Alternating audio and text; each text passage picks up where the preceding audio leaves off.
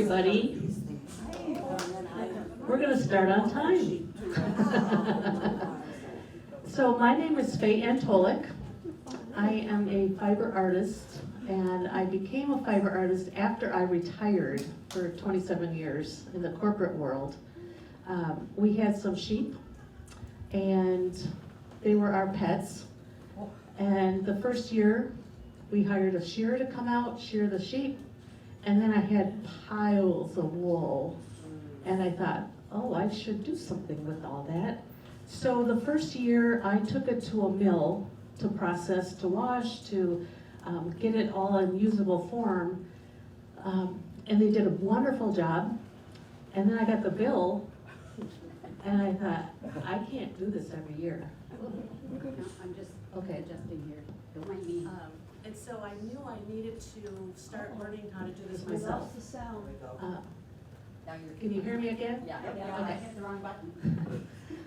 So I, oh, And. okay. I think it's going in and out. Okay. Okay, now it's trying. All right. So I knew I had to learn how to do this myself. So I am self-taught. I've networked with local farmers, local mills, at art shows, books, YouTube. I've taken some classes from instructors around the world. You can do so much online nowadays. And I continue to learn, ways to change my process or do better. And it's just kind of addicting once you get started. So if you plan on starting, be careful. So I am going to show you today my process. You might hear of someone else doing it a different way. That works too. I do it at home. I have a laundry tub, so I don't have the big equipment that these mills have. So it's all things that I just do in my basement or in the garage. So I will start with the raw wool that's right off the sheep, all the way down to the finished product. So I'll kind of walk you through. It's a lengthy process. I only have an hour to show you what I do, so each step takes a little bit longer than what I'm going to show you, but you'll get the whole gist of how people process. And mills process a very similar way, but their picking machine could fill a room. I mean, it's big, so this is just a small in-home one. So let's get started. So the first thing I have here is raw wool that's right off the sheep. This is what it looks like on the top. After they shear it, that's what the back looks like. Quite dirty, stinky. And so when they shear a sheep, a good shearer will shear the sheep and the whole wool blanket falls off in one piece. Wow. Yeah, so you could actually pick it up and kind of shake it and lay it on the ground, and you have this big fleece laying there. It's incredible. There's shears that aren't as good. There's something called second cuts, so you might shear the sheep, but then they might go back and shear it again. Those second cuts are not a welcome to a fiber artist. But I found a good shear, so we were happy about that. We only had 3 sheep, so finding a shearer that would come out to our farm for 3 sheep was a little bit of a challenge because they're used to doing 60, 80, 90 sheep at one farm. So I give them a lot of credit because it's not easy. So then after the raw wool comes off the sheep, I end up skirting it. And skirting means that you lay it out and you take off the edges. The edges have a lot of icky stuff on it. I actually wear gloves because it's not stuff you really want to touch. There's scraps, so I can throw them out in our field, and birds will come and pick it up. But it will blend into the field over time. Yeah, but if it rains, it cleans it up really nice. The birds love it. When we clean out our bird houses, there's usually wool inside. So after it's skirted then, the next thing is washing it. So this one that I just showed you, this is what it looks like after it's washed. So quite a difference. Yeah, certainly. You know, even the backside, the yellow. So washing it, I use a laundry bag, and I'll put about this much in the bag, well, probably twice this much in the bag, and I'll put it in my laundry tub, and I use Orvis paste. I use Orvis paste, which is a like a soap that farmers use on their livestock. You can use Blue Dawn, that's wonderful. It depends on what you want to use. And then I soak it. I actually wash it like 3 times. The first time I soak it, just to get all that initial dirt off. And then I'll use soap twice and then rinse it. I also have some llama here. Llama, someone gave me this. Llama does not go through the same process because they roll in the dust. So it's just dusty. There's not lanolin in it that you want to get out. It's just dust. So it's a lot quicker to wash, but you can process as is, and by the time you're done with the process, it's clean. But it's quite different. This bunch here is what the sheep looked like before shearing. It was not my sheep, this is someone else's. But these locks are very popular, you know, to do crafting or whatever. But again, it's been washed and the integrity of the locks stayed. Oh my.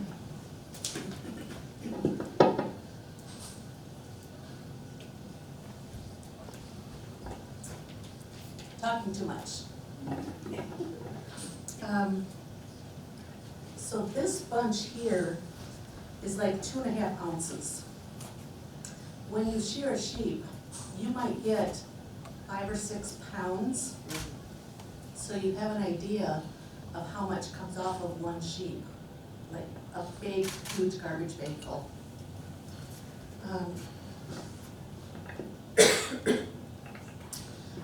So that's that. The different wools, there's a few hundred types of breeds of sheep around the world. It's not just 3 or 4, there's hundreds. And it depends on what you do with your wool. Each wool is so different. This is some of my wool. It's a Dorset, and it's very lofty. It does not wet felt. The staple length, if you pull it, it's only a couple inches long.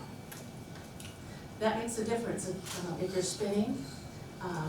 If you look at the llama, that staple length is about 4 inches. So you always have to be aware of the breed of sheep you're working with and the staple length. So let's look here. And 2 of my favorite books I have here, and these are ones that give me so much information. You know, I said I was self-taught. Well, these books like taught me because it will tell you all the different breeds that, I mean, like this one has 100 samples of breeds. But it gives you the staple length and a little bit of history of the sheep and what it would be good to be used for. So it's a really beneficial to have some guides to guide you through that.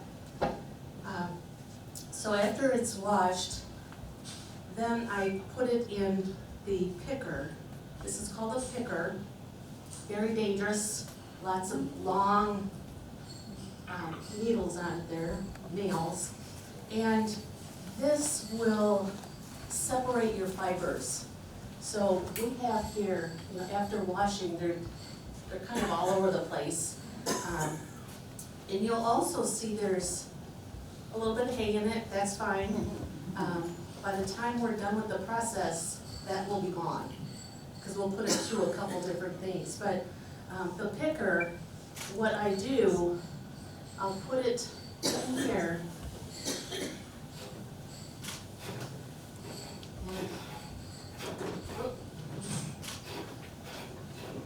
It'll come out the other end, but what I'm doing is lofting it up.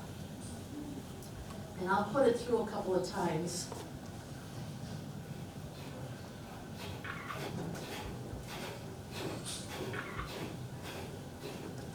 And I learned the hard way, stand to the side. Yeah.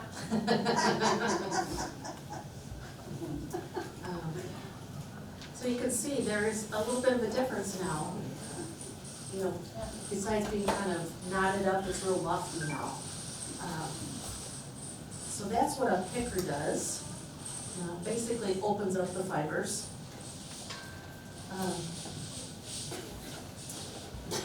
The llama really doesn't have to go through because it's just so light and fluffy anyway. And I could put the locks through there, but it would just be an extra step. We could card them later, but, so then after picking, you'll be carding it. This is a carder, hand carder, that you just spin around. But you can use this kind of a carder, or you might use hand cards, which I'll show you, or a little more dangerous, these are combs. So the difference between all these, the hand cards and this carder basically do the same thing. It will take your fibers and kind of organize them. Not necessarily all the same direction, but it'll help organize them.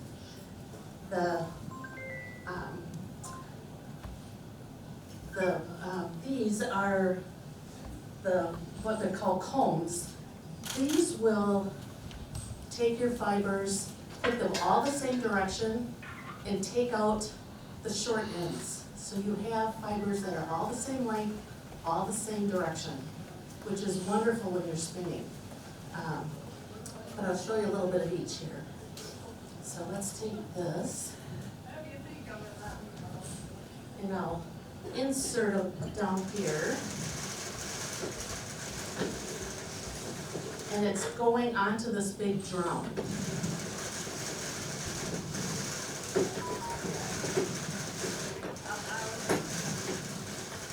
So that little bit I just had is now on the drum. I'm gonna put a little bit more on so you can see it a little bit better.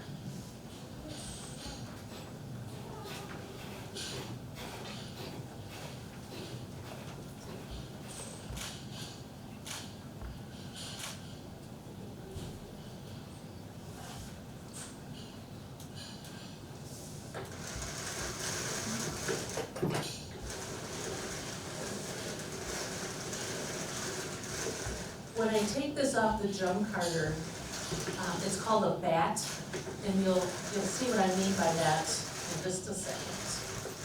So when I'm drum carding, I can add different colors. I can add, let's see, I could add some of these, I could add some of this. And it's just gonna give your bat a little bit of texture. So if you're spinning it, your yarn will have some color in it or whatever you're doing with it, but there's so much you can do with this.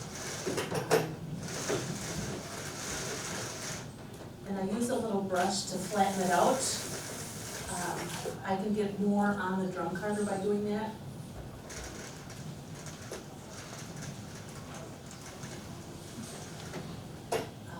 and you notice I put it on the top versus going through the bottom. I can specifically put it in certain spots that I want, doing it that way. So then, once I have it carded on here, I take this little tool and I'll take it off.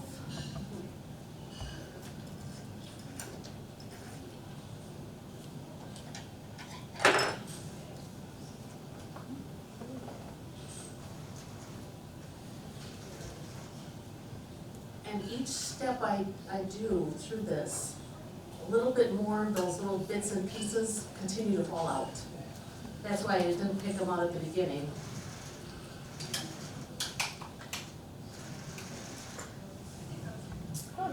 So that's what they call a bat. But you can see, you can add different things, you can add texture, just depends on what you want. So that is this drum carder. This particular hand card, let me do a little bit more.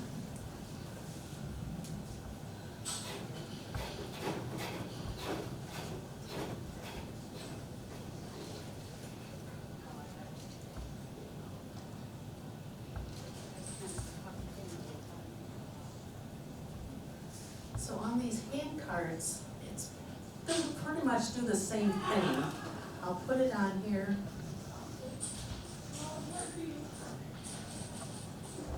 And then you take the other one and help straighten it out. And now it's all on this one. So then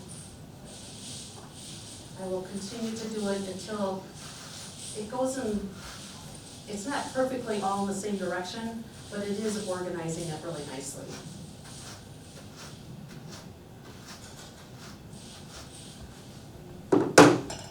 So then, when you take this off, it can be like a little mini bat.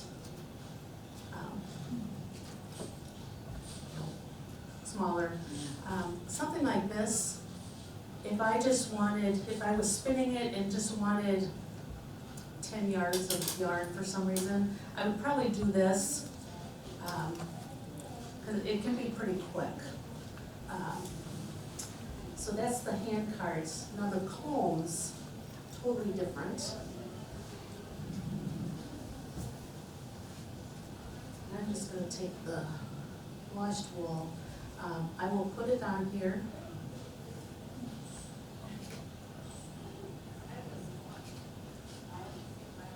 And there's some wool out there, you know, it could be this long. These fibers are pretty short. So again, what this is going to do, this is going to put all the fibers in the same direction, not just organize them, but they're all going to be going the same way. And it's also going to take out any small bits, you know, that are too short.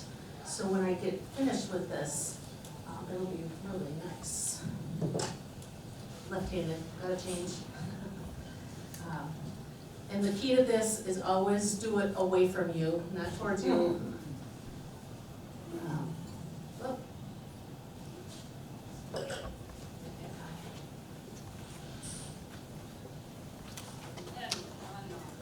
goes.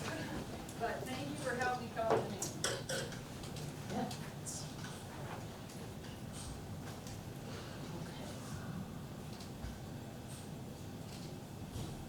So you'll just keep taking it off. And as I'm taking it off, it's gonna leave all those little small pieces, smaller, shorter pieces, I should say. It'll leave it right on here. So this can be used for something else. It wouldn't be for something that I would spin with. But then I will keep going until I get a really nice, smooth bunch.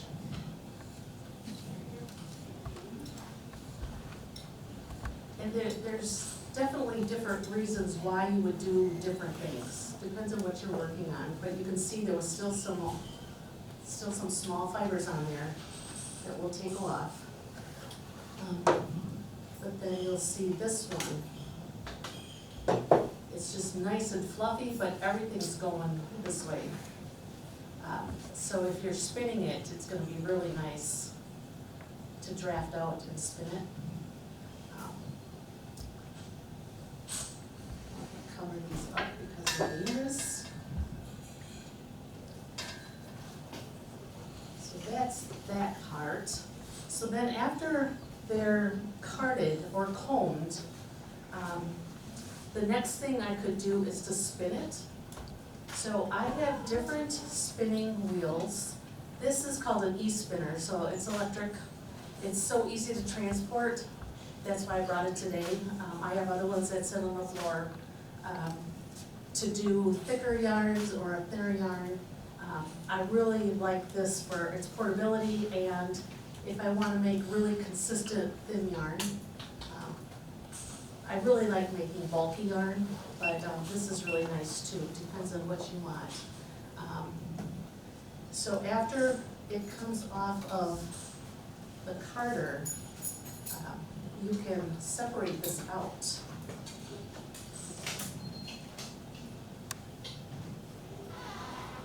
And kind of draft it out.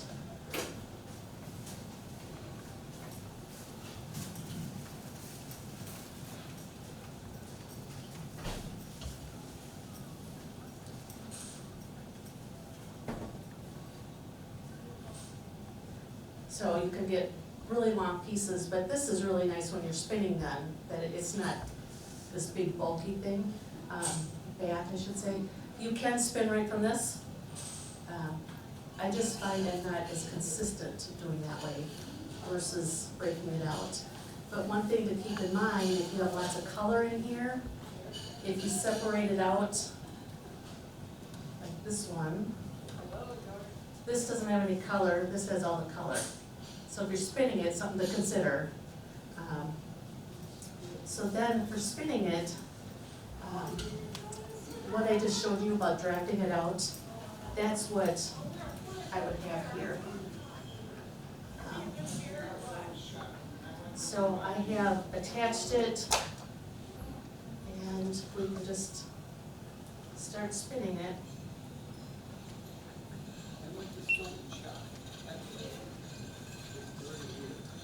And I'm spinning it pretty thin, but I can grab bigger pieces, make it thicker. Does it ever break? I'm sorry? Does it ever break? Oh, yeah. Yes, if I have the tension too tight, like the draw in, because the spinning wheel is pulling it in as it's spinning. If I have that at too high of a pull, it'll definitely break. I wouldn't be able to keep up with it, which is okay, because if you're spinning along, and it breaks, you just add it back on. It breaks, just add it back on. And this way you can add different colors whenever you want. So that would be spinning. This is one of the bobbins for here. What I have on here is Jacob, a Jacob breed, and there is 4 ounces on this bobbin. So if you think back to the sheep, when you're shirring them, you get 5 or 6 pounds, how much this is. This is a single ply right now. Here's another 4 ounces. I will spin this on another bobbin and then apply the 2 together to make a 2-ply. I could use it as a single, depends on what you're doing. But I have a plan. I'm sorry? What do you mean you could use it? What would you make with it? Do you have to have more wool than that? That's a good question, because I'm not a great knitter or crocheter or weaver. I consider myself like an advanced beginner. So that question, I don't know the answer. You know, what can you make with it? I normally spin to sell my yarn. Oh, So people that know what to do with it. So this will probably would make, I mean, it would definitely make a hat.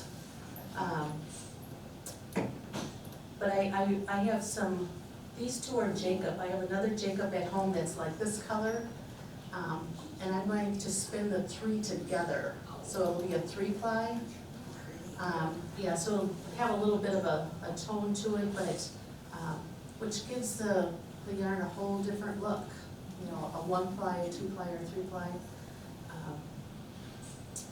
And spinning is, I still have the very first skein I ever spun because it's hilarious. It's taken years to really get to be able to think of what I want and actually do it.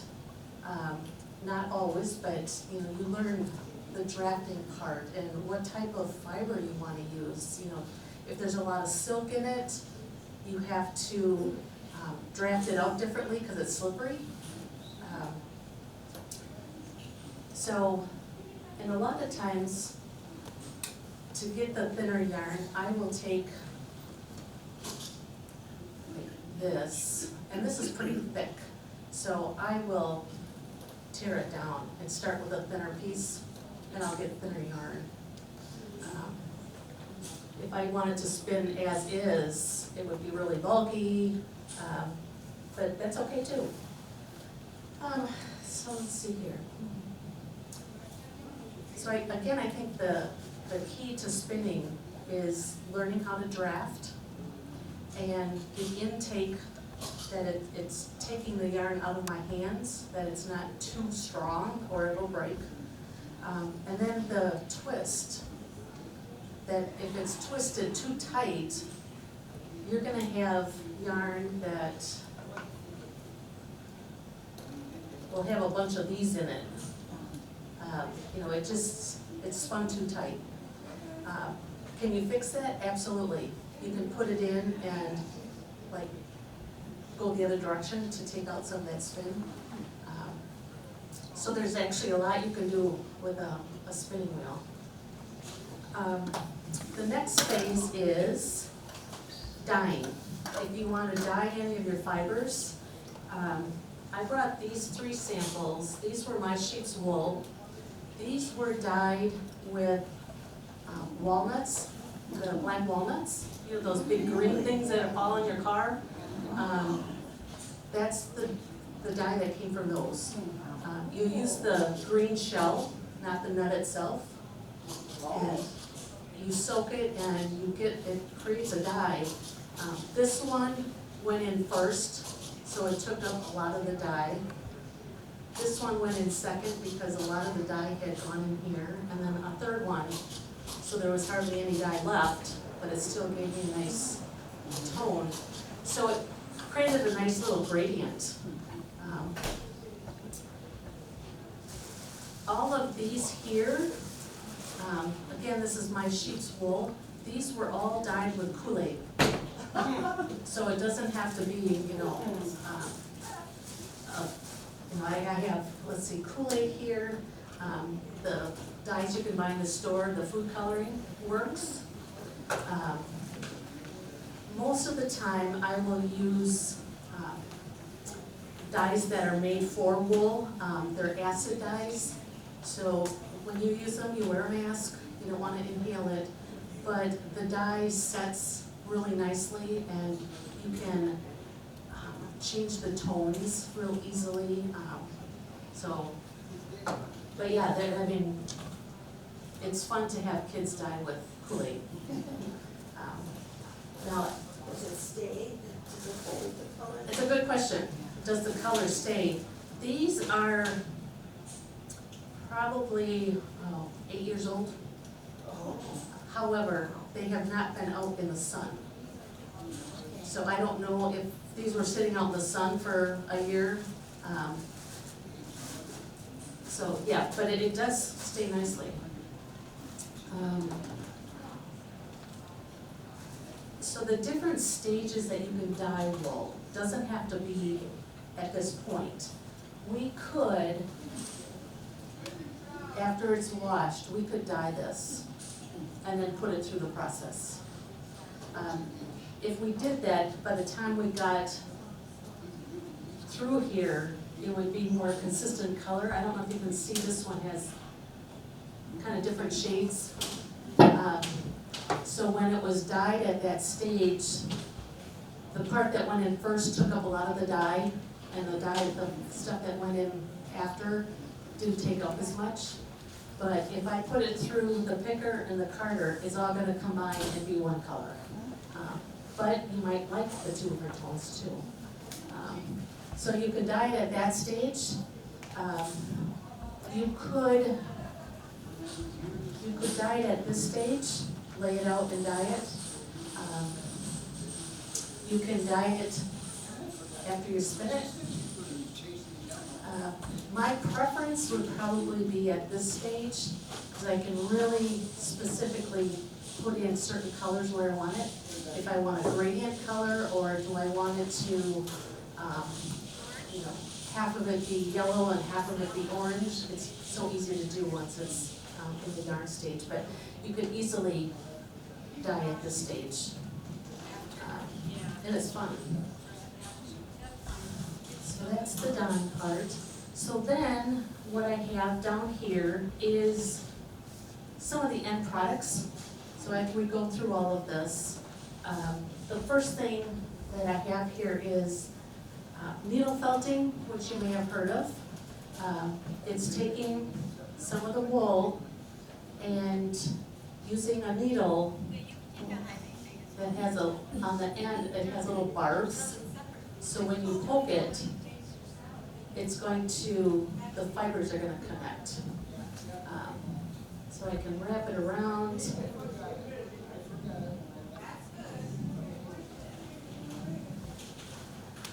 And I can use this, so it all is gonna stay into my little ball. There's many different tools out there. This one has 5 different needles in it, so you can felt much faster.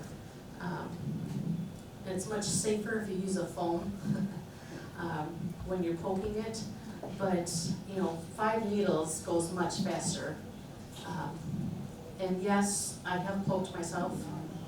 You learn quite quickly how valuable that piece of foam is. So then, what do you do with a needle felting? This little guy is needle felted. It's all needle felted. So the white part basically started like this and made the shape. And then I took some little curlies like this and put it on the outside. And you can put ears and eyes and, so doing little animals is quite popular right now. Not my favorite thing because it's so detailed. How do you make the shape? Similar to what I have here. So I start like this, and if I want it oblong, I might just keep going the long way.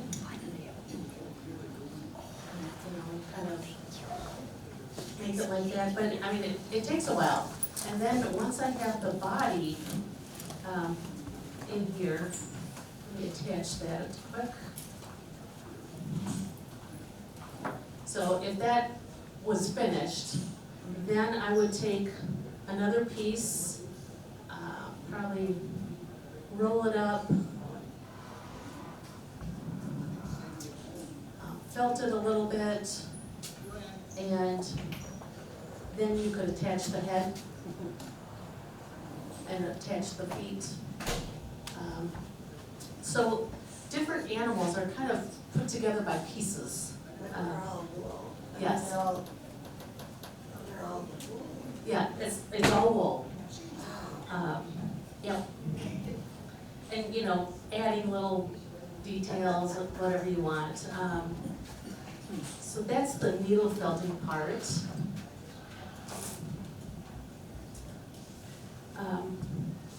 This piece here is wet felted. So it's basically done by taking like wool and laying it out, little piece by piece, laying it out. And when you wet felt, you need to lay it out both directions because it needs to connect. So this process is pretty similar to putting something in the washer and dryer, a sweater. It's gonna shrink. This is a similar process, but it's all done by hand. So after you lay your fibers out, I'll put soap and water on it, agitate it. I might, you normally would layer it on bubble wrap because the bubbles will give it some extra felting tool. And just, you might even roll it up on like a pool noodle and just roll it back and forth, and that will help felt it as well. What I tell people in my class is, That's not good. when you think you're done, you're half done. Because you think, oh, it's felted. Well, it's probably about halfway. And I learned that at the very beginning, because I thought, oh, this is a really nice piece, until it dried, and then it was like, well, there's holes in it. And having holes is fine. This one doesn't have any holes in it, but the holes could be okay. A lot of people that do noodle felting, they might felt on a silk scarf, and there might be holes in it, and that's fine. It doesn't hurt anything. But it's a lot of this is what I consider a table runner. I like to do two-sided, so it's the same process. I'll do this side, get it all wet and soapy, and then I'll turn it over and do a different design on the other side, and then felt it up. So that's the wet felting part. And then this shawl here is, it can be the yarn that comes from spinning. You can dye it and do some weaving. This particular shawl is not 100% hand spun yarn. There's some different textures in here, just to give it another feel. But, so that's what this is. So that's kind of the process in 45 minutes. But you can, at different stages, after you wash it, it might take a couple days for it to dry, because you do quite a bit. I have it looks like a screen door that I put up on like a sawhorse, and I can lay it out so it circulates, but it might still take a couple days to dry. And then the picking part doesn't take all that long.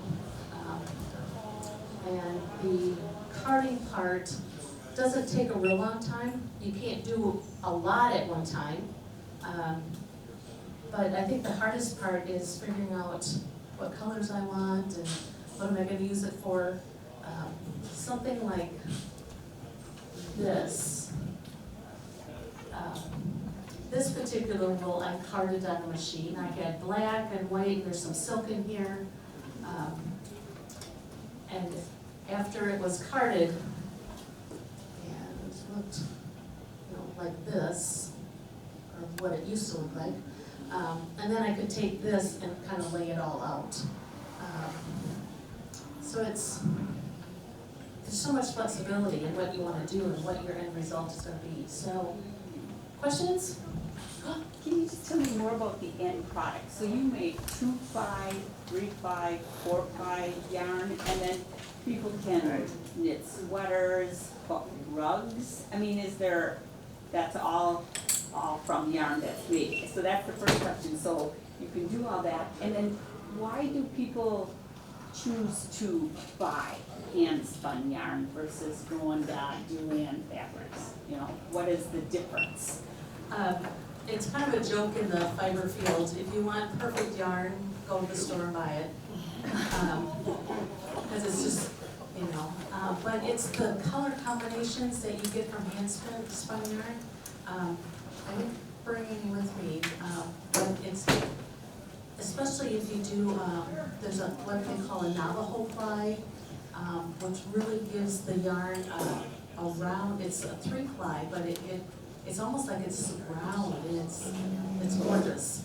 But people that are knitters, crocheters, weavers, and I don't know anyone that doesn't have a stash.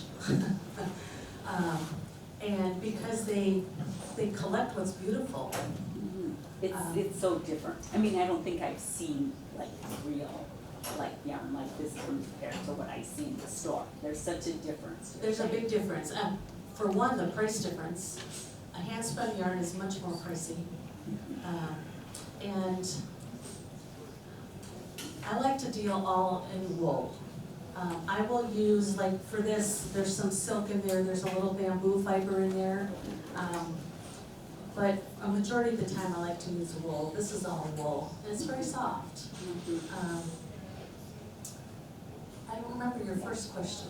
No, I just didn't know the different Okay. dyes Okay. and that all of this can be made into clothing or rugs or. Right.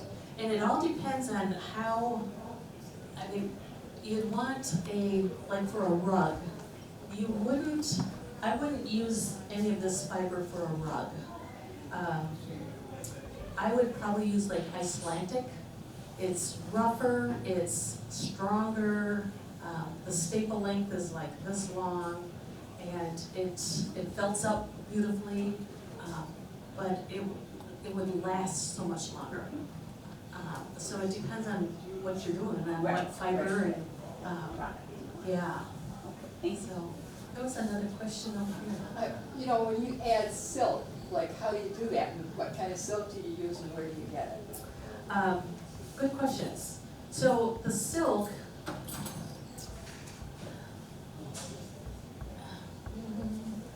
you can buy it, I mean, I don't grow this, the silk myself, but, I mean, there's, some of the fiber farms might have it that they've purchased. You can go online.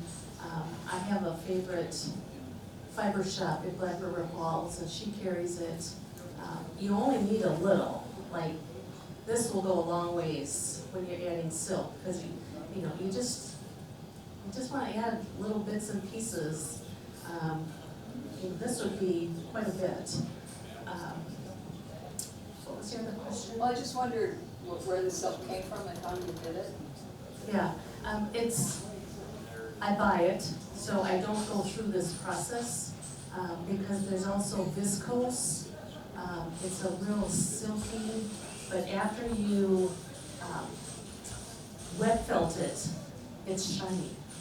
So if you put little bits and pieces in your piece, you'll have a little shine in there. And silk can be dyed. There's different types of silk. You can also use sari silk. So it's like leftovers from saris that they strip down. Yeah, so there's another, I don't know how many different types of silk there are, but not hundreds, like there is wool, but yeah, there's a lot of different variety of that too. So that's just a very big, I don't know where silk even comes from. It's a plant or it comes off an animal or? A worm. Oh, an actual. So, Yeah. okay. Cool. What about the drop thing? I've seen ladies singing up, what's that about? That is a drop spindle, and I didn't bring one with me, but it's like a disc with it's probably similar to this, it has a disc on top, and it does the same thing as a spinning wheel, but it's portable, you can put it in your pocket, and you twist it by hand, versus this is electronic, or my spinning wheels, my foot pedaling. But the drop spindle, you actually have to turn it, like this, Okay. and kind of draft it out, Okay, and then wind it around, and then you draft out some more. okay. Maybe I should YouTube it or something. Just And curious. you'll find probably 100 different ways to do it. Okay. So just look at one.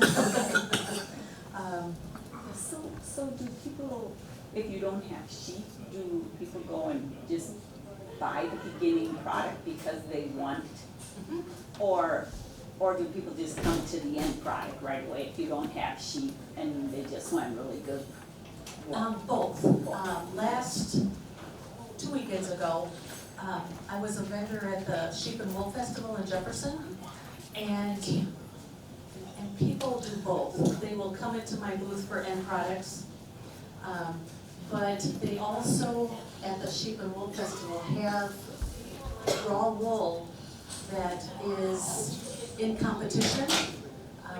And so you can get a big bag. It's not cheap, you know, they might $150, but it's top quality. It gets judged and, you know, you get some really nice wool there. But then they go through a similar process. It's all washed already, you're ready for the picking? No, it's actually. Oh, it's completely, Yeah, I did notice though at this last show that they had some that was washed, more expensive, but there are people that don't wanna deal with that. So they might just buy the washed. There are people that just buy this, ready to spin. Roving, is that called roving? Yeah, so at any stage you can buy, depends on what you wanna do. You know, people that have done this process once, that's enough. But you don't wanna invest in equipment either, unless you know you're going to be doing it. And knowing I had sheep and all this wool, it's like, I know I'm gonna be working on that, so. But yeah, you can go to a mill and they'll do it as well. Different stages. If you take it to a mill, you can say, just wash it, and they'll do that. Or, you know, wash it and pick it, or all the way through, make me balls. They'll pretty much do whatever you want, but they charge for it as well. right. Yeah. How much does it cost to have a sheep shearing? Good question. When they go into, and I haven't had that done for at least a year now, but we paid our guy, we only had 3 sheep. And believe it or not, it's difficult to get a farmer or a shearer out to your place for 3 sheep. So we paid him $15 a sheep. Oh, cheap. Oh, but if you have 80, it might be $5 a sheep. Oh my God. And I totally appreciate it because of what they do. Yeah. You know, it's just, yeah, wow, yeah. And they get sheared once a year? It depends, some people do it twice. Yeah, we just did it once in the spring. So. Good questions, everyone. Yeah, This is completely different than what you've been talking about here. And I don't wanna change your subject in your plans. But I have a son that has a sheep farm in Kansas. He has like 400 ewes, and he is tired of shearing. So in his work, in his area, they are now selling woolless sheep. They have hair on, and you don't have to shear them. They have hair as wool instead of wool. And it's just like you could just see through the hair. It's fine stuff. isn't that And interesting? I talked to him the other night, and I said, now be sure to send me a lot of brochures on this. Well, I haven't heard from him again, but I wish he'd be here. Yeah, But he's an older person now, he's my son, so he's not a kid anymore. And it's hard work to shear, because they have to pick this animal up and turn it around and then shear it. And their back goes with it too, it's hard on their back. yeah, they actually will take the sheep and put them back Yeah. kind of on their Right. hips. And Right. so they're kind of like this when they So start. have you heard anything about this hairless shirt? I had heard that, just a little bit about it, I've never seen one, I haven't read anything about it, but I would bet it's coming. I have seen pictures, he's sent me pictures of them, but I don't have them with me and I don't have them anymore. Yeah. I just wish I would have had more information about it, but, and I said, now we eat lamb, and he does too. I said, how does it taste? Did you try it? I eat a lamb that is from that wool sheep. Oh, yes, and they're just, the flavor is just as good as the, a wool Yeah. sheep that has natural wool. Yeah. One thing I wanna tell you that's fun is, after the sheep is shorn, and it all comes off in a blanket, and then you skirt it with getting all the icky off. I have taken that, a smaller version, and put the good side down on the table. I haven't washed it yet, so it's dirty. And then I will take fibers, put it all over the backside, and felt it.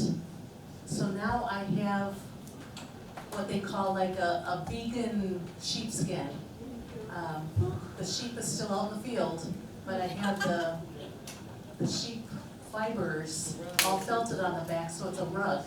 But as you're doing that and washing it, or felting it, you're washing it at the same time. So when you're done felting, it's all washed. It's incredible.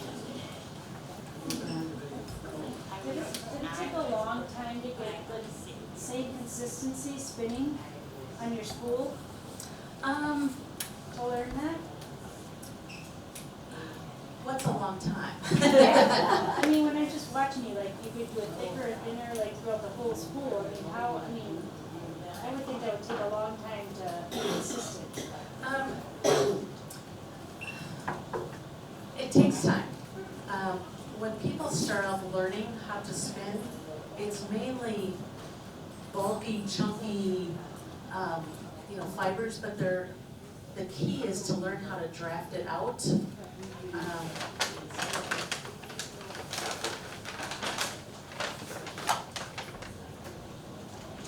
So the drafting part, as I'm pulling it out, that's kind of what you learn first, because then you can pull thicker parts out. If you just want some kind of a funky yarn, or if you want to go back to the thin, practice. Yeah. I've been doing it for several years, so, yeah, but it's people that first learn how to spin, I said it's usually bulky and chunky and, you normally don't like it thinking, well, because you're used to what you buy in the store. But once you learn to go more thin and consistent, it's hard to go back to bulky. I have taken a couple of the master spinner courses. There's 5 and I've taken 2 so far. It's like a year-long class, and they give you all the instructions on, do it this way, that way. And so you learn how to do worsted, you learn how to do woolen, semi-woolen, worsted, semi-worsted, and the different ways to spin that. And so pulling it forward and drafting it back is a worsted. If I would hold it and go back, it's called a woolen. And this particular spin technique puts more air into it, so it's more lofty, so it's great for socks, something to keep warmer in. So the different ways to spin, it gives you different results, so, fun. Do your hands really get soft from the lanolin? It depends. This, on the table here, the only thing that has lanolin in it is this, because it gets washed out. Okay. And when you're washing it, it's, wash it and don't forget about it, because if use warm water, if you forget about it and the water turns cold, the lanolin is gonna stick, and then you're basically starting over. Some people, I don't understand why, but some people will spin they'll spin this fiber. you know, the lanoline's great on your hands, but it's like, how does it get clean? And I just, and what does it do to your spinning wheel? You know, the dirt, and so, but they do that too. Wash spinning wheel and all of your area off every so often. I don't wash it, I will like, use a brush or something to dust it off and keep it clean. But because the wool is clean, it's not sticky or that, it's more or less, all this little stuff that falls off is what you're getting off, so you could vacuum it off too.